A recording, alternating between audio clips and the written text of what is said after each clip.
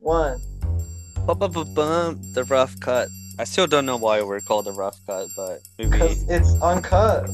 Oh, it's uncut. Oh, I see. It's poorly edited, and there's a lot of stuff that we should clearly take out, but we leave it in Yeah. because it's You, unfiltered, it's raw, it's everything the world needs, but not what they deserve, or something. and you just described Judas and the Black Messiah. Oh man. Okay, this movie was made by Shaka King. He was born in New York. I looked him up on IMDb just to see like what this man has made before, Basically and nothing. nothing, nothing. Like we joke about like, oh my god, like who is directing Iron Man? Like, oh, you want to know who's directing Iron Man? Someone who has done a lot. Kevin Feige has been done doing a lot of stuff. So, l- like the stigma of like hiring someone new who hasn't done a lot is there, and sometimes it's there for a reason because this movie was a mess, and I don't know, man. Ooh. I know. I've been hyping this movie up for so long. Is this because Judas. And- you're racist? no, I'm not, man. I no. Okay, so Judas and the Black Messiah. It's this movie's about Fred Hampton, the chairman of the Black Panther in Illinois, who was assassinated by the FBI in 1969. Personal notes. I So would I you don't say know you're pretty how. well knowledged, or you'd have a pretty good knowledge base on the actual I, historical stuff? Would you say so, or at least decent? At least a I'm working decent. knowledge? Yeah, working knowledge. I mean, like I mentioned, like I was telling like other people when I watched this, I was like, hey, like in middle school, somehow Netflix had this documentary called the Black Panther Mixtape, which was made by Swedish filmmakers about what was going on in America in 1960 from 1960 to 1969 basically, and it was such a cool documentary. I was introduced to like really radical people like MLK, the Black Panther Party and its leaders and its creators like Bobby Seale and Hugh P. Newton, which then I just went on a rabbit hole through Netflix because Netflix had a lot of these documentaries and movies, and I watch a lot of stuff about them, and it's a cool blip of history, like the just people standing up to oppression, building a party, creating like an aesthetic and a logo, creating a system to help the people. Like, what could you not love about when you're 10 Right. and you love superheroes? These people look like superheroes to me, and I was like, that's so cool. Obviously, I'm clearly not black, but I understood the idea behind it, and then I learned there was like the brown berets, and then there Uh was the huh. yellow power. So I was like, oh, okay, cool. So there were people who look like me who work together. So then there's this cool character called Fred Hampton, who was like an author, a speaker, and he really like amped up the Black Panther Party in Chicago, and he was able to create this called Rainbow Coalition, where he united all like the races, like the because back then obviously there were these groups to protect minorities, like like for example, Puerto Ricans had their own that protect their people, like Asians had their own to protect their people. So he was able to unite, and I learned like last year, I think, that he was also able to unite some white coalitions that were felt like they were being pushed by rich people, right? So he was able to unite everybody. What makes them mad about it is that they had black people and white poor people and red poor people and Puerto Rican poor people and Latin American Puerto Rican people of poor people of all descents. They had them caught up in movements based on racism when the Black Panther Party stood up and said that we don't care what anybody says. We don't think you fight fire with fire best. We think you fight fire with water best. We're going to fight racism, not with racism, but we're going to fight with solidarity. We said we're not going to fight capitalism with black capitalism, but we're going to fight it with socialism. We stood up and said we're not going to fight reactionary pigs and reactionary state's attorneys like this and reactionary state's attorneys like Hanrahan with any other reactions on our part. We're going to fight their reactions where all of us people are getting together and have an international proletarian revolution. Right on. Right on. There's a really good documentary on PBS. I think you should check it out. On it, it's called the Rainbow Coalition. There's just so much history there's just so much potential, especially with Black History Month, especially with all these movements of Black Lives Matter. There's just so much potential to, and also the movie Black Panther about the superhero. There's just so much potential to make this movie really good.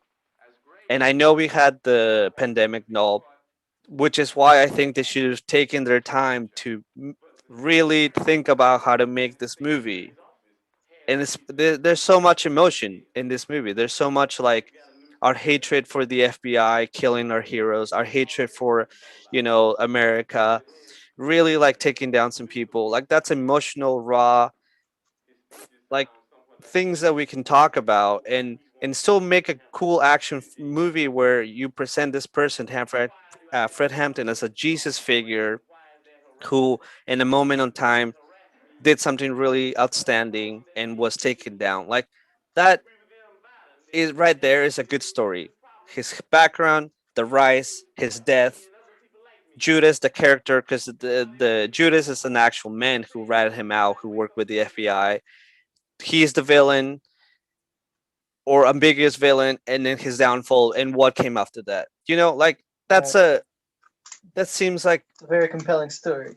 yeah, a no-brainer, home run, whatever. Like obviously they should have taken their time. And what made me excited was that the producers behind this was Ryan Coogler. And Ryan Coogler is this rising star who just made Creed 2, Fruitvale Station, obviously a lot of like Black Power movies in them.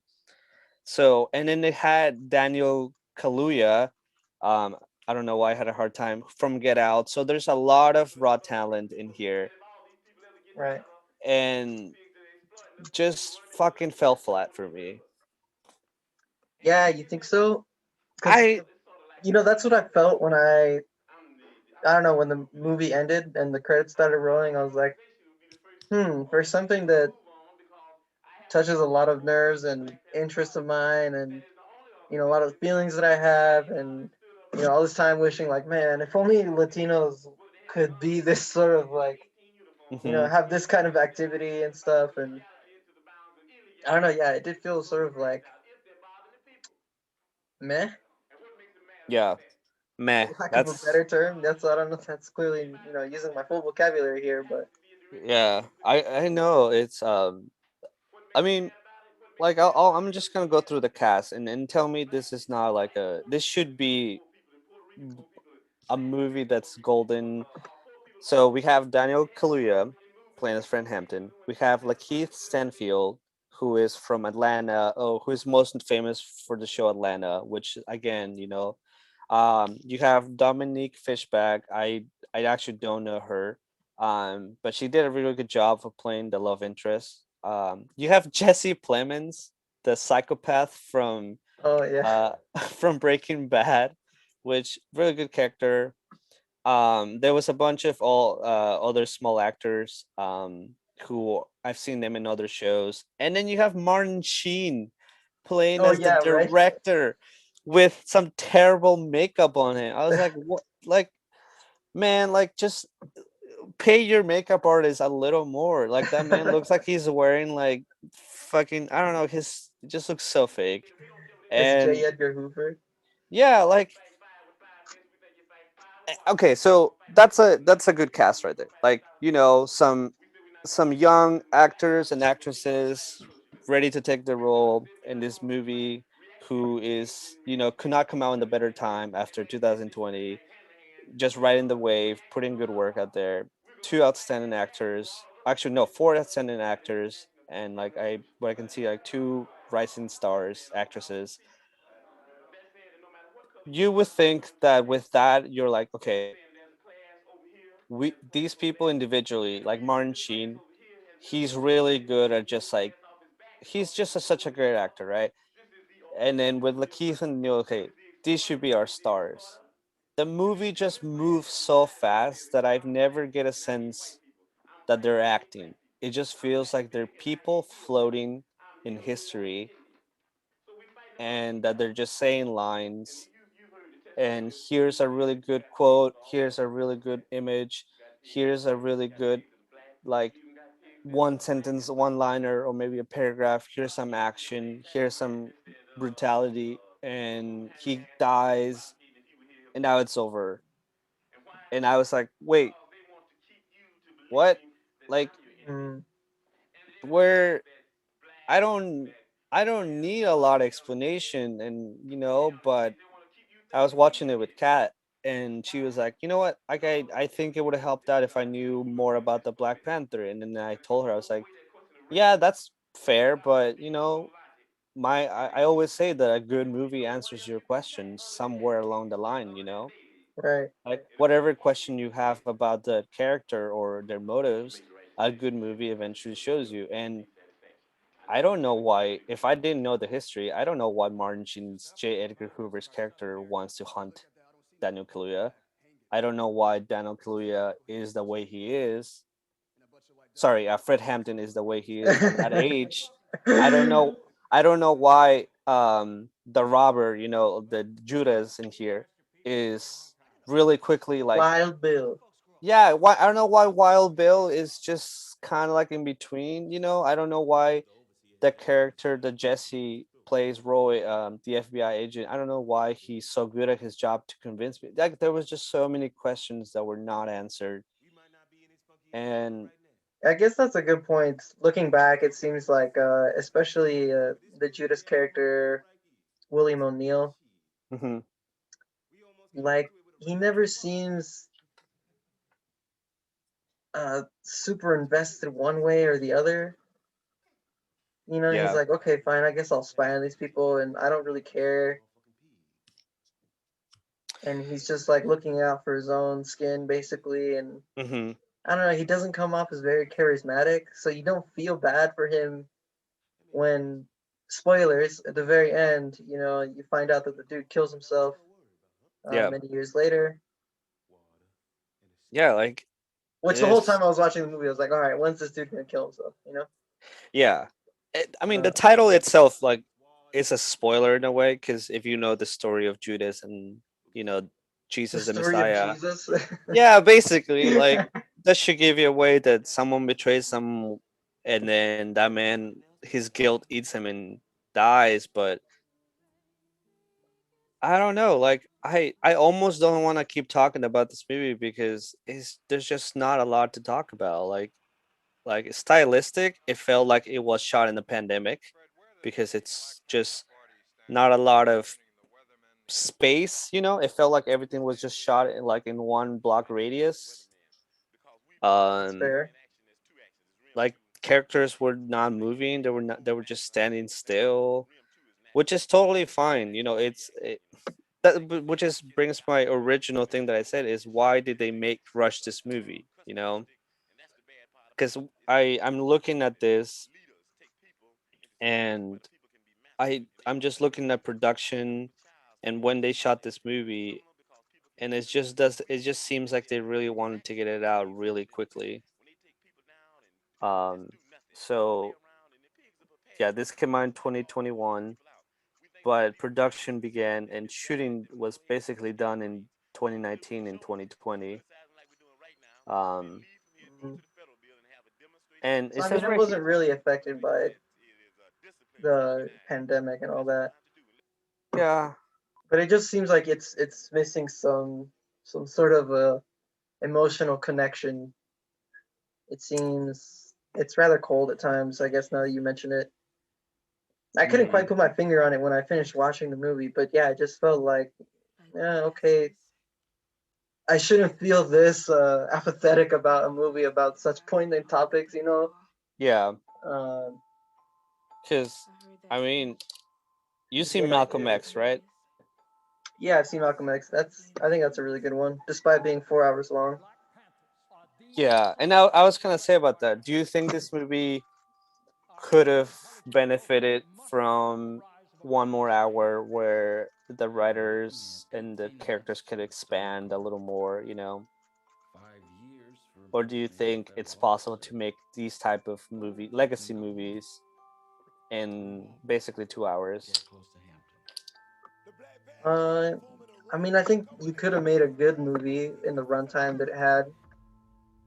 Uh, it's hard to say what it was missing. I felt like, yeah, like you said, it was just missing some sort of more idea of who these people were Mm-hmm. and what their motivations were. Uh, I mean, Fred Hampton's character, played by Daniel Kaluuya, I think he was the best part of the movie. He Yeah, was he very was. charismatic, and it was a very, I thought, a decent portrayal. I mean, Mm-hmm. full disclosure, I don't know very much about the actual historical figure, but it was a convincing performance, I felt like. And when he was giving Yeah. all the speeches, it felt like he cared, and you could I, sort of see a little bit more. I think he was definitely the best part of the movie. mm-hmm. Um, but at the same time, he's not the main character. You sort of see him from William O'Neill's character, who's Mm-hmm. the character you sort of care the least about. And Yeah. if you, I don't know anything about anything, you know that, oh, this dude's uh the Messiah, right? Fred Hampton. Yeah. He's gonna get killed at the end, and since it's called Judas and the Black Messiah, you obviously know that that dude's gonna betray him. Mm-hmm. So you feel very little for William O'Neill, who's supposed to be the main character. I feel like, at least the way the movie's Mm-hmm. structured. Yeah. So I don't know, you're almost just disgusted with that guy, Mm-hmm. even more than the white racist FBI Oh, led by J. Edgar yeah. Hoover, because you're like, okay, well, that's, I already know that they're gonna do that, you know. Mm-hmm. But like, okay, why is this dude so compelled to do that? Yeah. Yeah, and that's the key word, compelled. Why is he compelled? Like, is he? Because I guess from what I saw was that he's afraid of going to 5 years in jail, right? But someone like him who's been stealing cars kind of knows the risk, so I think they should have looked more into his life and what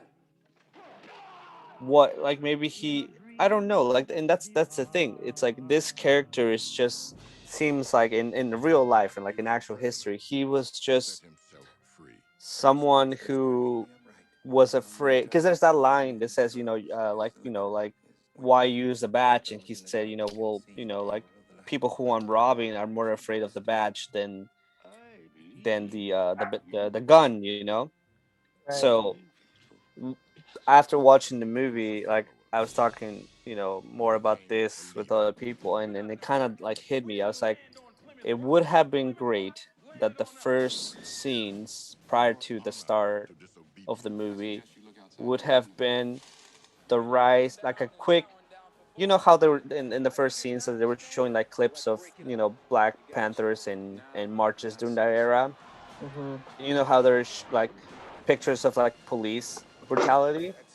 I Right. think they could have added on a couple more minutes, or maybe shift in a different way, where you really saw the rise of J. Edgar Hoover and really, really like real police brutality in that era, and just how these people operated. Like maybe a scene like of police just walking in some like stormtrooper form, hitting people, and then just arresting. And that way you're like, yeah, that's right. Like, I police then and now were terrible.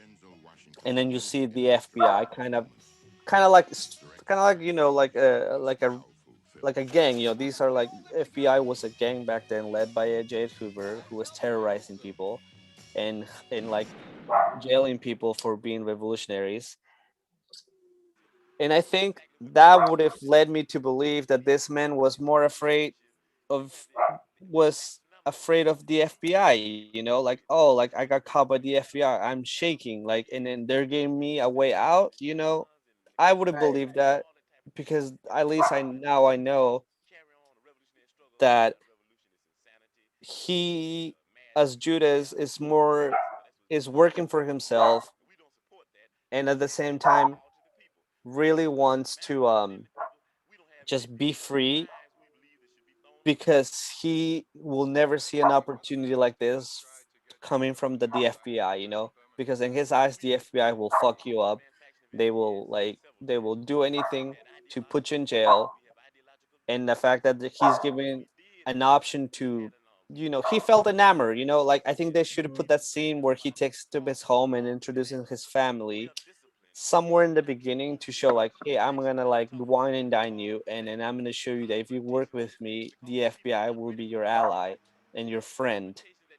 And Right. he could have been like, oh, I don't know, but then he's like, here's some money, here's some stuff, like treat yourself, and then he's like, all right, all right. I would have believed that. It still seems kind of flawless because I don't know the real motives of that man, obviously, because he died and he didn't write a book or anything. I know there's some real interviews, but you still can't tell. But at least that would have been a nice intro to that. But they went straight and be like, 5 years, or you killed, or you tell me more about this man, and then boom, like just movie starts. And I read there, and then I was like, oh shit, this is gonna be another movie that was just like it's gonna speed through fucking history in 2 hours. Right. Like two things, you could have shown at the very beginning Fred Hampton as a boy or something, and then he witnesses some of the marches Mm-hmm. with MLK or something, or maybe he sees his dad getting shaken down by the police, like Yeah. it's just something like that. And then there's another part in the movie where the FBI dude he's telling Wild Bill, like, oh, Black Panthers are just like another version of the KKK, and Mm-hmm. there's a scene where he says that they thought that this other dude was an informant, so they like burned him alive and they threw him in the river, right? Mm-hmm. Yeah, But yeah, you don't really ever see that, yeah. and you sort of just have to take his word for it. And when I was watching, I was like, well, he's just making that up Mm-hmm. to scare this dude. And I was like, well, maybe if that was true, you could have shown a little bit of the Black Panthers torturing the dude, um, or maybe Yeah. not even shown it, but just like shown the beginning. That they caught this dude, and that they're like that Fred Hampton himself says like, oh, go like fuck this dude up or something. Just something to give uh, Wild Bill's character a little bit more charisma, or so you Yeah. could feel like, man, this guy's just stuck between a rock and a hard place type of thing. Mm-hmm. You know what I So mean? Which I sort of yeah. got that, but I feel like yeah, it just wasn't as convincing maybe, or as No. emotionally charged as I felt like it could have been. Yeah, no, you're so right. And you said like it would have been cool to see maybe the youth. And I'm just looking through, Wikipedia, and Fred Hampton, like so it says right here in 1966 when he turned 18, he started identifying with third world socialist struggles, and he was reading Che Guevara, Ho Chi Minh, and Mao Zedong. Like, how is that not in the movie? How is that not like introducing this character of revolutionary? Because if you do that and then so I think like I guess we can move on and like how we would structure this movie. And I think like what you said is show him at his youth going through this, you know, from like butterfly transformation from just a black boy growing up in Chicago, identifying with third world struggles, developing some liking for these revolutionaries from the early '60s, and just being in this world and rising through the NAACP, and then finally joining into the Black Panther. Like that would have been so cool to see his rise, how he just becomes a better person and more effective as an orator and as a speaker, as a revolutionary. And maybe at the same time, you also see little glimpses or maybe like of both the FBI and Judas, and maybe his life is a little different. He's more of like, unfortunately, in the streets stealing, Just and trying to he's more of a survive. exactly just trying to survive. So Yeah, yeah, you there could you see go. both of them coming up more or less. Exactly. I was about to say, I think that would be a very good idea, like you're saying. And then like there's one scene in the middle where it goes, boom, like a really cool speech Fred Hampton does that like kind of cements him. And then at the same time, because I think it happened the same time in the movie, like Keith Field's character, Wild Bill, he gets caught, and that it's a really cool turning point where their lives will be entangled. Hmm. And then that way you really feel for him, like, oh man, like they both have different upbringings, unfortunately one is gonna really like, affect the other in a way, like because maybe if you don't know the history, you're like, oh shit, he's about to meet Fred Hampton. Maybe Fred Hampton will change his mind, and but deep down that's not gonna happen. But at least it gives you options, and at least you could play more with the FBI in there. Like, I don't want to like this movie to not show what the FBI did because I really think that's important. But Right. if you add that on the second part of this movie, on the second act, where the FBI took advantage of this person and then really not coerce him, but like really like try to wine and dine and be like, if you turn against this man, you will be protected, kind of as a lie, and we understand as a viewer that's a lie. I think that would have been super cool. And that's kind of like what Malcolm X does, You see like Malcolm as a young person who's a party boy, all about like money and his father dying and all his life just being unfortunate events, and then he's coming with a religion of Muslim, and then how he rose, and then when the time that we get to his death, I really feel for him and I really feel for his wife and children and all of that. And I think this could have taken that same screenplay trope to really show like the rise and fall of this man, and also the rise and fall of the morality of Wild Bill. Like because Mhm. nobody just I think like it wasn't clear, but you could tell that at one point, he was really, he tells the FBI like these are not terrorists. I Right. feel like that one line will not do did not do a lot of effect to tell me like, oh, these are not bad people, and then they just go straight to like, we're uniting everybody, and you meet all these groups for a little bit, and that's it. And I Hmm. don't know, like this could have been an epic movie. This could have been. I really think we should be afraid. We should not be afraid of 3 hour movies. I think there's I'm pushing for that. I think this could have been a part one, part two movie with a really cool cliffhanger in the middle and just the other one. And this could have been a spectacle, like this is a history of America. This movie here can really defines what we went through in 1969 and what we kind of sort of are going again 2000 2001 2000 sorry 2019 2020 and Right. that sort of movement, because some people are saying that they're like, hey, there's a lot of similarities with those 2 years were very politically unstable, and a lot of people were angry and a lot of people took the streets. Like that could have really this could have really been it, like, you know and if you make it fun, if you make it informative, if you make it exciting and complicated and everything in these 3 hours, or at least 2 hours and 30 minutes or something like that, 240, I don't know, 245, you could really done that. Well, But yeah, you it's bring up a good point because I mean, it's interesting nowadays, especially with a lot of movies being released directly to the streaming services. Uh, why they couldn't have made this maybe like a mini series, or I mean, you're saying like a 3 hour movie, and mini series are basically just drawn out movies where you really have lots of times to delve into the characters and what they're like and their motivations and stuff like that. And uh, yeah, I think maybe a mini series would have served it a lot better, especially because they cover a decent span of time mm-hmm. in the movie, and it does go rather quickly. You're just like, okay, this happened, this happened. Oh, now we're already here, and wait, what happened to the Rainbow Coalition? And wait, this all just goes away because one dude goes to prison.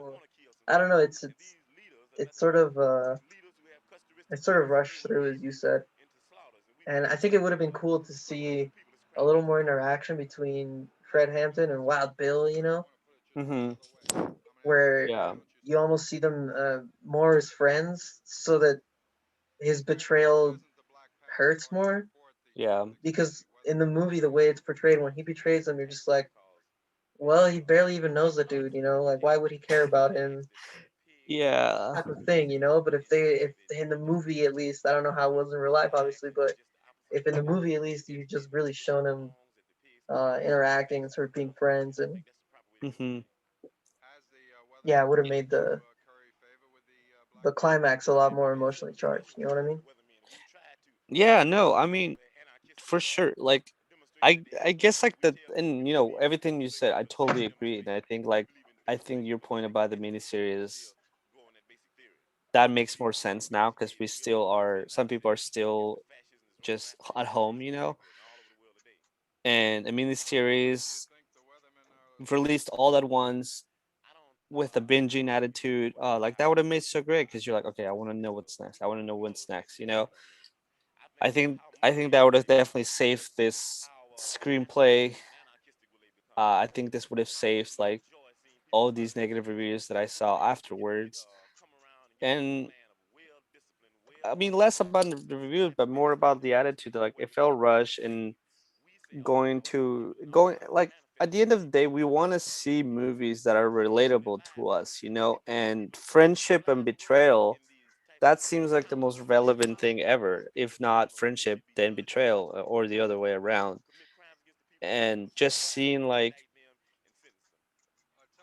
really charismatic scenes from these two characters where they're sharing a meal, they're sharing stories, or even if they were not friends, you maybe Bill eventually trying to be like, okay, I really want to be part of this, and he's faking his way, and you know, uh, Fred is a really charismatic person who wants to unite people, so maybe he's like, you know what, I'll take you under my wing without knowing that he's taking someone who might kill him eventually. So Mhm. I think because we know how it ends, if you at least did a little Wikipedia before this, then it saves the readers. Sorry, it saves the watchers that it's a both a negative and positive thing because if you know the history how it ends, then you can be like, oh well, I'm preparing myself for that emotional toll. But at the same time, you are now given the tools and at least the guide to know where this movie should be going. Because if I know this is supposed to end in a really sad and tragic way, then I'm gonna build that scene, those last minutes, those last hour, or those last days of their friendship and everything to like squeeze it and just make you feel that this was such a strong and powerful thing in time that really affected so many people. Then I'm gonna spend more time on that, thinking about like how can I get to this point without without leaving like people behind emotionally, at least.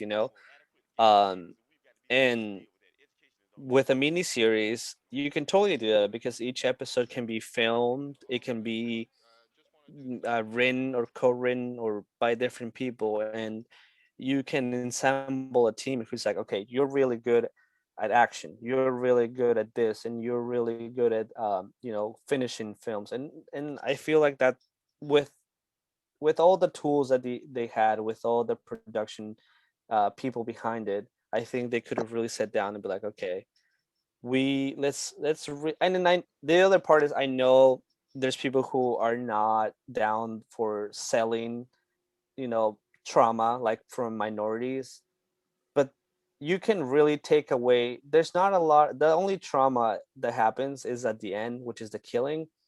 But before that, everything's just history, and you can just like, and fictional history is, there's a reason why books about fictional history sell in stories and movies. It's because, yeah, because it's a movie, you can already assume that not everything is true, so you can bend some things around to alter the story and make enhance it. So, and I feel like there's nothing wrong with that as long as you stay true to the core story and to the core principles and morals that you want to show. Right. um I don't know. I mean, I guess there's a lot to talk about, but it's more of how they missed out on the opportunity and less about this movie because, like we said, it was, eh. Yeah, it wasn't bad by any means, but Yeah, it just sort of left me wanting. and they Like wanted you brought more. up Malcolm X. I remember when I finished watching that movie, and keep in mind that when I watched it on YouTube in 10-minute increments. You know, after every 10-minute section, I had to click to a new video, and there was like one, Missing parts. two missing. Yeah, and there was like 24 parts or some crazy crap like that. And Yeah. even with all those pauses, when that movie was over, it's just like, damn, that was intense, you know? Yeah. Which is, Uh. I think that's a testament to Spike Lee and Denzel Washington's performance. Yeah. Uh, I don't know. Yeah. I don't know I where know. Shaka King guy came from, but Needs to go back to school. he needs to go back to film school thing. No, I mean it was competently made. I don't want to hark on it too bad. The movie doesn't have any extreme Hmm. uh, mishaps or flaws or anything, but it just, yeah, like you said, it just misses out on some opportunities. I think. Yeah. Yeah. It's not. It wouldn't be fair. Like to go back to school, but no. His the style of the movie was sick. I love it. It was. It felt like a, I don't know, that okay, I'll say the soundtrack was pretty cool. The style of the movie was pretty cool. The colors, everything was so cool. Like I love those kind of films where they don't look too realistic. They Just look a like little some sort of drab and washed out a little bit. yeah, a little washed out. Like it's a crime thriller. It's a little drive It's a cop little beat. dirty. Exactly. It's a little dirty story. Like, and I guess they could have gone a lot of ways, but I think if you want to go with the notion, like let's teach people some history, then longer, more detail, more passion would have helped out. And I'm not saying they didn't put any passion, because when you make a film, that's a lots of money, lots of time, and you really have to care. Even B movies, like when it looks shitty to you, but people who made it had a great time, and I think these people had a great time. But it's a learning experience. Yeah, I mean, I think Daniel Kaluuya had a really good performance, and I think he was really enjoying it, and he Yeah. was really into it. But even Lakeith Stanfield, and I don't know if that's more because he's a good actor. I mean, I liked him a lot in Sorry to Bother You, which is the main thing I've seen him in. Oh yeah, that's And pretty cool. in Knives Out, he had a more minor role. Hmm. But I think he's competent and he's good.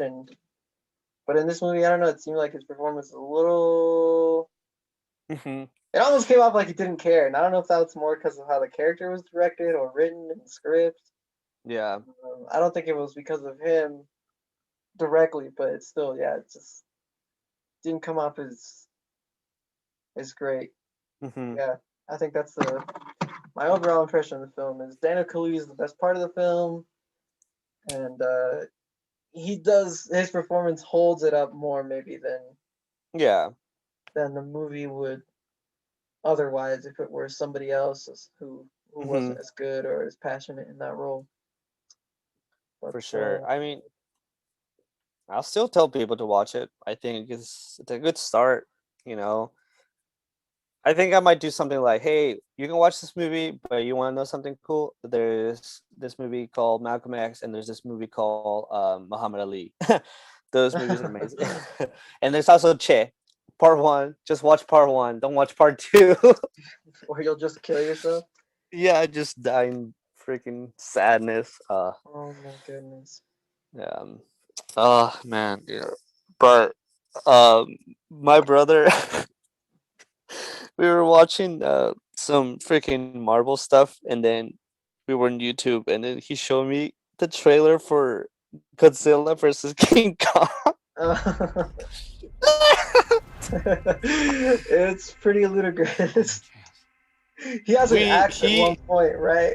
Like, Oh my god, dude, I don't even know what, but somehow King Kong gets a hold of Stormbreaker from the Marvel Avenger movies mhm. to cut off Godzilla's head. We need Kong. Like The world needs him. if you're listening to to us, This child. pause right now and then please come back, Anyone he'll communicate but with. definitely watch the freaking trailer, any of them. There is some amazing schlock bullshit, Wait, total what's that? stupid. Oh right, yes. There's some stupid lines that people say in the trailer, and I can already see this movie's gonna be weird. But just the audacity to like just put these two giant fucking monsters in one screen, and then like It's just can we? ridiculous because any Yeah. rational person would think Godzilla in any world would destroy King Kong because he's like Ooh. 10 times the size and he shoots a freaking laser beam out of his mouth, right? And they actually address that in this expanded universe or whatever Yeah. of Godzilla King Kong because they made King Kong bigger than he's ever been, precisely just so he could fight Godzilla. Yeah. And No, they yeah, got because the King axe. Kong. Oh my god, dude! I don't know where. I don't remember the axe because I was blinded. I went to Valhalla when I saw King Kong sucker punch Godzilla in this fucking trailer. I almost yelled, "No, don't show me that!" because I kind of want this to be a surprise. But it's a trailer. There's no spoilers. Obviously, this shit hasn't come out. But me and Julius just fucking rewind and saw that shit 4 times in a row, and each time was so much better. Oh my god. Okay, dude. Here's the thing. You know how you just talked about how Judas and the Black Messiah, a Yeah. historical drama about one of the most important things of the second half of last century United States, was given like a 2-hour runtime. Oh, I just know. looked it up. Godzilla vs. Kong is 3 hours long. No. It's 2 hours and 52 minutes, man. Are you kidding me? Oh my god. You really have to develop Kong and Godzilla's motivations to punch each other. Yeah. This is maybe that because I watched almost all Marvel movies last week, but I'm fine with a little schlock. I like continuity, and I guess I bought into the cinematic world. But what can you tell me about King Kong and Godzilla? These motherfuckers don't talk. They just growl and destroy. There's like no cinematic world to build around these fuckers. They're just like, I'm King Kong. I rule this island. You came here, and I try to kill you. And Godzilla, well, I guess we forgot about it, but like he's like, I'm a monster. That's it. No, we completely forgot about that. I'm supposed to be represent nuclear weapons. Right. Oh my god, dude. A Yeah. So 3-hour I don't know. monster of a movie. And you know that they're Yeah. how they're doing this whole cinematic universe. What's after this Yeah. is Kong and Godzilla versus Mecha Godzilla, Oh, what the fuck? Oh, where they're gonna really? team up to fight Mecha Godzilla. Oh, Jesus Christ! Like, what is he made by? Like, just fucking not recycling? I don't know. Like all the plastic fused into one in the ocean and made Mega Godzilla. Yeah, exactly. All the unrecycled aluminum Oh, cans got hit by a nuclear bomb. The one that they used to wake him up in the second oh movie, my! and it turns into Mecha That's Godzilla. so dumb. And there's also a lizard in the Yeah. pile of unrecycled aluminum cans. So the Fuck. lizard fused with all the tin cans due to the nuclear explosion and morphed into Mecha Godzilla. Shit. Actually, very logical from a biological perspective. If you just really analyze it, Mm-hmm. if you Yeah. analyze it, You analyze it, it makes a and lot of then sense. yeah. I don't know how these movies do it, but like I think we prior to Julius and I watching this the the trailer, we were watching something kind of like critical thinking, and immediately as soon as you play that, my brain was like, oh, I'm gonna go on like off mode right now. Like it just immediately, like I just saw like explosion, and my brain went like, all right, fuck, like I don't need to think right now. And then I see like King Kong just like running, and then I was like, yeah, whatever. This is so funny and fun. And then like there's that scene where like they start fighting, and I don't know how I missed the axe, but I hope is a real big axe, and I hope the story is like he fucking wields it somehow. You know, he like makes it, or it's like an ancient. Because you know in the trailer it says like King Kong and Godzilla have been fighting for generations. You know, Yeah. and I hope this is like something made by the original King Kongs. Like this sword belongs to the fiercest warrior of our creed or whatever. They show advanced tool making. These primordial primates. Oh my god. If Why they is were this? only given 2 more years, they would have developed a fire and Oh the fuck. wheel, but they developed an axe first Yeah. to fight giant lizards that shoot lasers. Why is that 3 hours? Like what could you possibly like? Are they fighting? So it's plot 1 hour and fighting for two. I don't Yeah. Okay. Do you remember that movie? Where like you know, like what's I forget the director, but it's a comedy where they talk about sex and they go, "This man has been orgasming for." Oh yeah, yeah. It's Woody Allen's movie. Yeah, like this man has been orgasming for 4 hours, and then pans to the camera Oh, for pans to like him. a year. Yeah, for a year, and he just looks like Basically just he's retarded. he just OD'd on ecstasy. Igor! Clean up this table and hurry! You must forgive Igor. He was part of an experiment of mine that backfired. Using an electrical generator, I gave him a 4-hour orgasm. He had fun, but he turned out like this. Using the R word in 2020. 2021. He put $1 in that PC R word. police are coming after me. I know. Ooh, yeah, for every dollar you said, we'd be millionaires. Um, nah, I don't but that's exactly how I think everybody who is gonna go see this movie is gonna come out. Just like for 2 hours straight, they're gonna be like, "What the fuck?" Like, you know, like a little blood coming out of the ear. You Out of know? the nose. Yeah, Or the ear, I suppose. Both. yeah.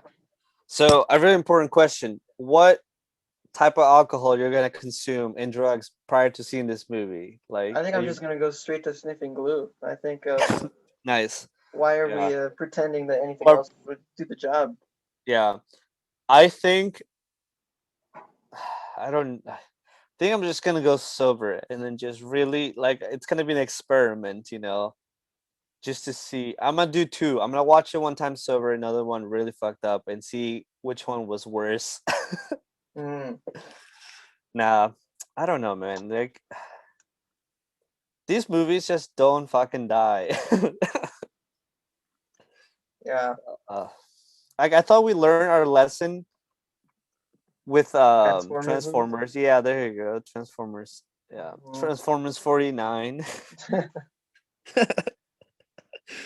Age of Huawei 5G. Um The Okay. Chinese can just hack into the Transformers now. Yeah. Speaking of Chinese market, did you see the trailer for Mortal Kombat? Oh my lord. I didn't even know that there was a new one. You know they've made like 2 of these movies? I know. Same kind of deal, dude.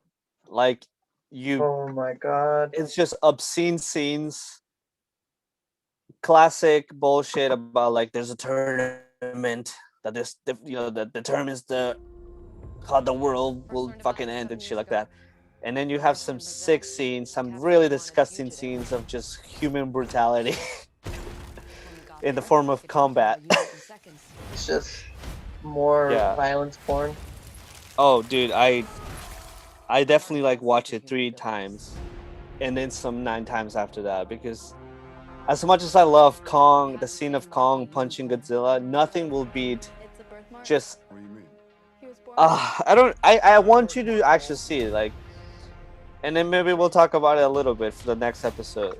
That's how we'll start the next episode with this Sure. trailer. But I want you to experience what I experienced, which was just pure bliss of watching the most obscene fucking thing that I've seen in my life. And I'm just gonna hype it up because I yelled so hard. I yelled like As Mortal Kombat. it was the equivalent of watching Damian Lillard shooting a 3-pointer at the last buzzer beater. Yeah. It Logo was Lillard. Oh my Look goodness. at this shot by Lillard. Goodness. yeah, but like times 1,000, and then equally just experiencing like the greatest orgasm because there was one scene better than King Kong punching Godzilla, Sucker punching, that was just like so fucking dumb but so fucking cool at the same time, and I was like, take my money. Shut up and take my money.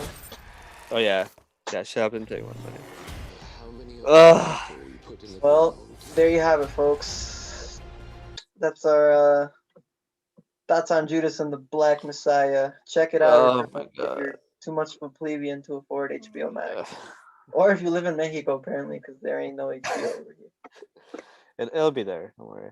It'll be there Um, eventually. Yeah. Yeah, so, so what are we watching next week, John? I don't know, man. Something's gonna come up. Just too many things. I can't keep track. I don't know.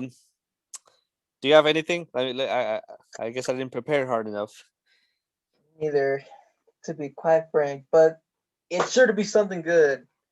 Something Yeah. to keep you entertained for approximately an hour, True. folks, while you wash the dishes or fold laundry. Ooh. So, Well, I'm definitely not watching Coming to America 2. oh my God, are they really making that? Yeah, Shut the front door. dude, it's fucking insane. They couldn't Just- stay away. Getting Murphy out of his grave, coming Yeah. to America. Ah, those clever bastards. They put the I number know. 2 in the title. Yeah. Never seen that before since Too Fast, Too Furious. Too Fast, Too Furious. Oh Jesus. shit. They even got Wesley Snipes back. Oh my Dios. Oh, I know, dude. Like that guy was like, "I'm done paying my taxes. Like, Yeah, I need money." dude. Well, I actually saw Blade, and Blade was pretty good. I think Blade was Oh. enjoyable, and I think supposedly Blade 2 is the best one. So I kind of want to watch it. All right. So next week, Blade 2. Fair I'm enough. down. Yeah, next week, Blade 2. In terms of shows, I guess I'm the show guy now. Honestly, Mr. Robot, like I'm so close to finish it. It's such a thrill, such a ride. Maybe I don't know if we should do a whole podcast on it because you need to see like about 3 seasons, you know. But if you ever get around to it, it's a good show. I liked it. But yeah, so next week, not Blade 1, but Blade 2. So I hope you watch Blade 1. Yes. Yeah. All right, man. Take it easy. You know, don't I don't know. I'm still thinking about that scene in the trailer for King Kong. And that's why we call it the rough cut, ladies and gentlemen. Boom, boom, boom, boom.